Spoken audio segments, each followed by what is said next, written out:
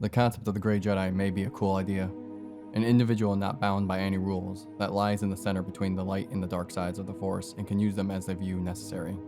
Some would even consider them to be the complete embodiment of the balance of the Force, often thought to wield yellow, purple, or orange lightsabers, or even a mix between one red and one light side color.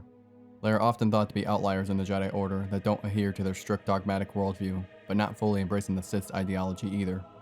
And they're also thought to see the Force as a whole, rather than being divided into light and dark. Some characters are considered by fans to be Grey Jedi, such as Revan, Jolee Bindo, Ahsoka Tano, and even Qui-Gon Jinn.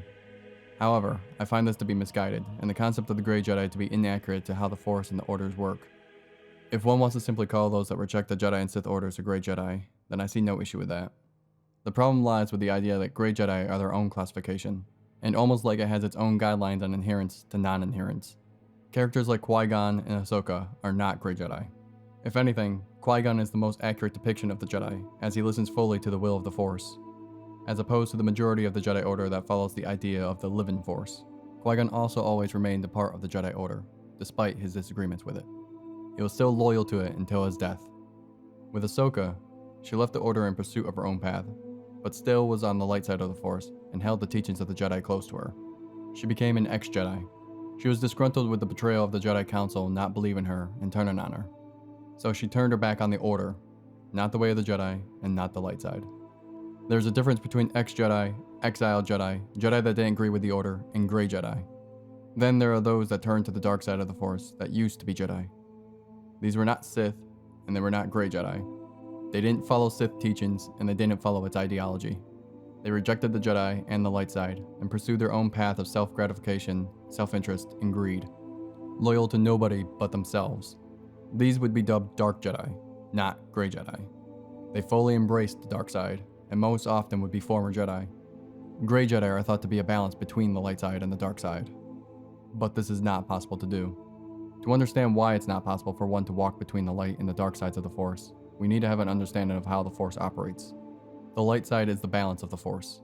It listens to its will, the universal penetrating force that surrounds and binds the galaxy together, harmony. The dark side is inward.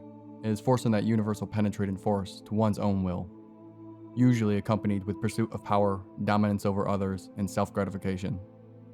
The dark side could be likened to using and becoming addicted to hard drugs. It is addictive. It gives you a heightened sense of exhilarating power, feeling unstoppable, and it opens pathways that were otherwise closed before. But it also takes a toll. There is a price to the dark side, similarly to certain drugs, that deteriorate one's physical appearance if delved into frequently.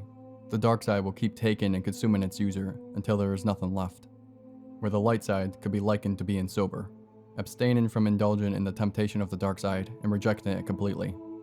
Most Jedi will struggle with the temptation of the dark side at one point or another, but most persevere through rejecting it. Those that don't most often become consumed by it. It's one-to-one analogous, so you can't have someone who is being sober and also taking hard drugs simultaneously. Similarly, you can't have someone that is on the dark side and the light side simultaneously. I would also like to point out that in actuality, the dark side is an allegory of letting your emotions take control and get the better of you, and leaving you off balance of your inner peace, giving into fear, anger, and hate that lead down a path of selfishness and suffering, where the light side is an allegory of being emotionally intelligent and keeping inner peace and balance within yourself, not letting your emotions get the better of you and letting them take control. This is not really a point on the Grey Jedi topic, although it could be, as you can't keep your emotions in check and be centered while also giving into them and lashing out simultaneously. But I just thought I should point that out. And I'll also like to address this as well, in case anyone has this in mind. Mace Windu did not tap into the dark side or walk the line of it.